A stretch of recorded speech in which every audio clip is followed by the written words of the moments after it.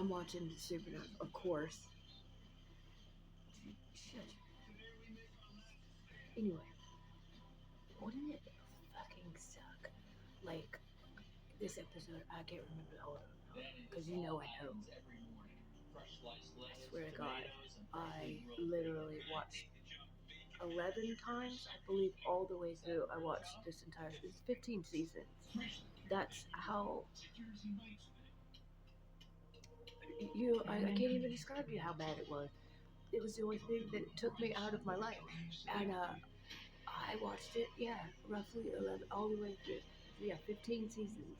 Do you know how many hours of television that is? It's ridiculous. And I came up with a trivia game.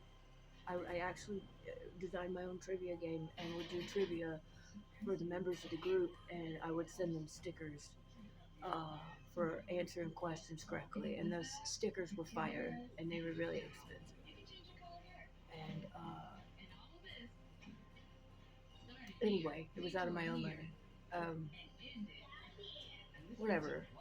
I was just grateful to be a part of it, to have created not only the group but also a trivia game that everyone seemed to enjoy. From watching every episode over and over and over and over again, I could even tell you like certain scenes were songs. Like it was, and I'm not the only one because everybody could answer these questions. They were good. These people who answered the questions knew because they did it too. You know what I mean? You know what I mean? So they deserve the stickers. I'm not gonna lie. But anyway, wouldn't it fucking suck to like get possessed and not know you're possessed and then like murder your partner and then like the demon leaves or whatever and then you wake up and you're like, oh fuck, and then you get to spend the rest of your life in prison? Like this scene I just saw, and she woke up and she's like, oh my god, yeah, oh my god. And then what are you gonna tell the justice system? You know, because they're not gonna believe you. But clearly a demon escaped the top of her head because there was a cloud of black smoke. It was some form of entity. Thank God for surveillance cameras, you know what I mean? Thank God, because at least they do pick up some paranormal shit. Because that would be the only evidence that she could use to claim temporary insanity or temporary possession, demonic possession. And I don't know what the rules are. I'm going to look into that because I think I'm going to go to law school. But and specialize in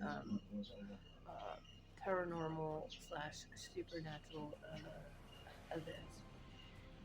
I'll be like a defense attorney for people who have been possessed by in, well, any kind of entity, really. You know, I mean, jinns, fucking. Whatever is it a virus that causes werewolfism? Wolfism? What is the correct terminology for that? Cause this is the one where she's painting the nun. She's painting with the because her lover. Oh my god, this one's crazy. I forgot about this one. Oh, this is a good episode. Very interesting story.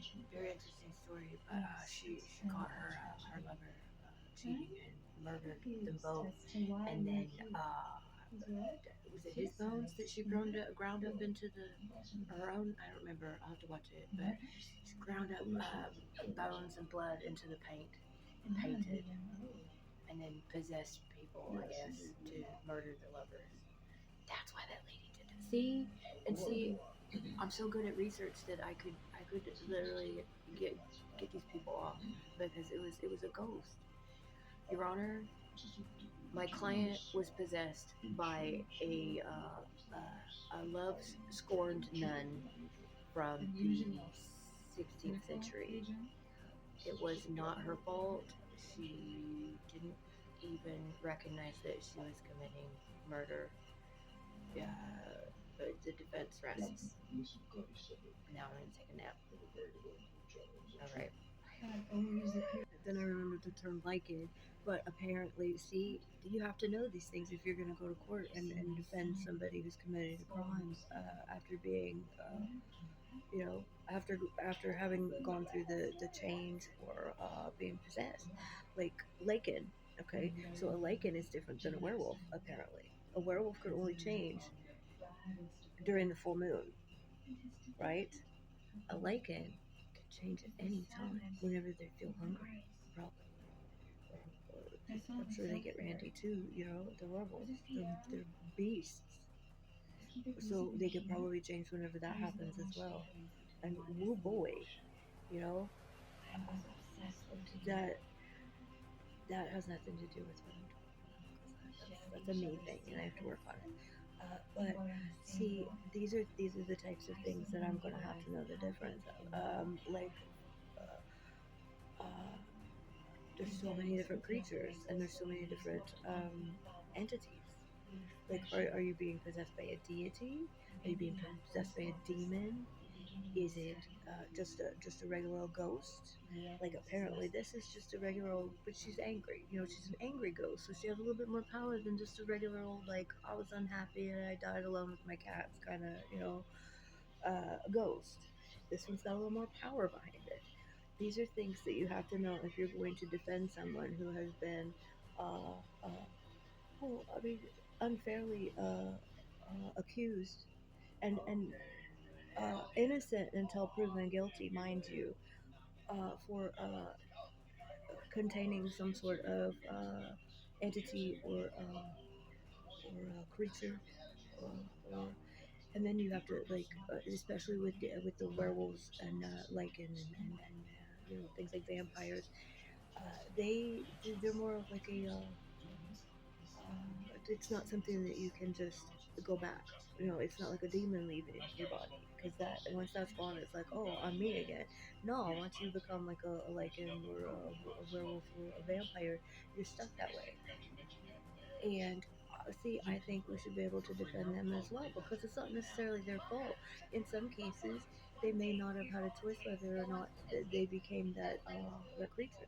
These are things that we have to ask ourselves if we are going to change the systems, all of them. And we start by acknowledging that sometimes people get taken over by things that they didn't necessarily have any choice in the matter, and you should not be held accountable in certain after committing certain crimes if you were say possessed. And I don't know that anybody has ever taken on this kind of challenge, but I know that I am ready. I'm capable, and I am here to defend those who could not defend themselves because they were possessed. With that, I bid you good day.